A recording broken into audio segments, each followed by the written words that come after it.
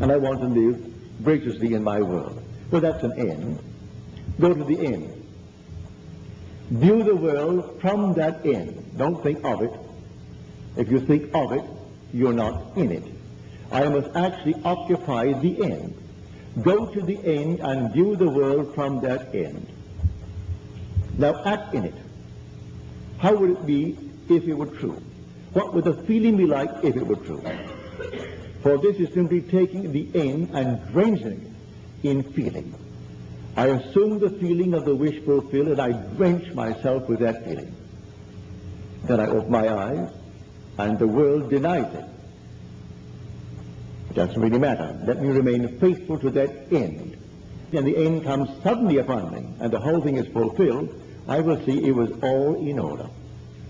Everything was in order. So from being a minor partner, having a very small equity in the business, he turned around without partners and then transcended the wildest dream of the family. And that was the turning point. He kept his vision. He knew he hadn't done a thing that was wrong, and he kept his vision concerning what he wanted in life and what he wanted for the family.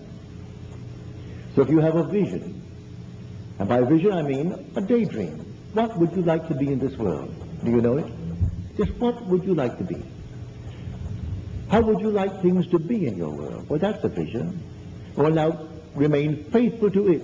Everything will add up towards the fulfillment of your dream if you remain faithful to that vision. It's all in your own wonderful human imagination. That's God.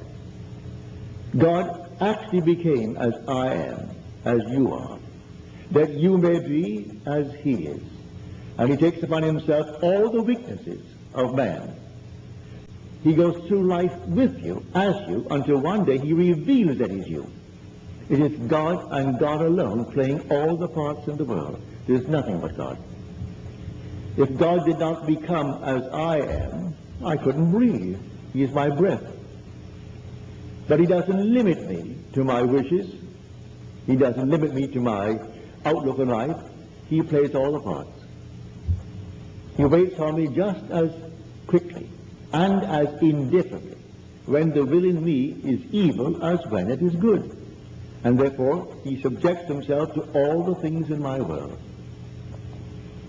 God is like pure imagining in you, in me, in every being in the world.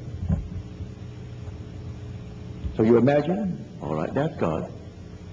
And he waits on us because we imagine this, that, and the other.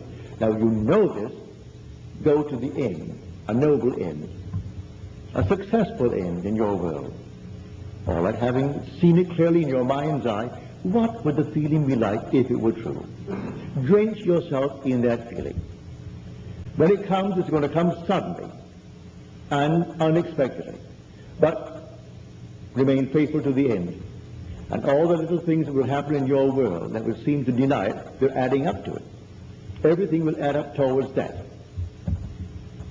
I'm telling you from my own experience.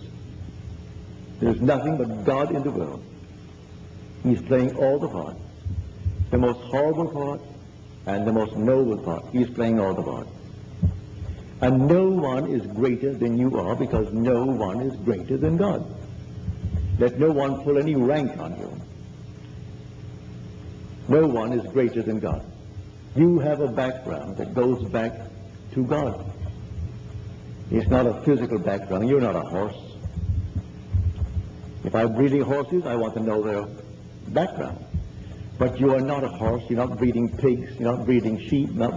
You are simply the unfolding of God. And there is nothing but God. Let anyone challenge it. And if he wants me to go to the Bible to support my claims, I'll go with him to the Bible. And then I'll find the passage just suited for the argument that he's trying to present. So when they tell me, I met Jesus, I say, you met him? What does he look like? And I begin to paint a word picture of him. They tell me, who is he? Well, he's the Son of God. He's the Son of God. Well, then you must be God. Because do you not know, in the 11th chapter of the book of Matthew,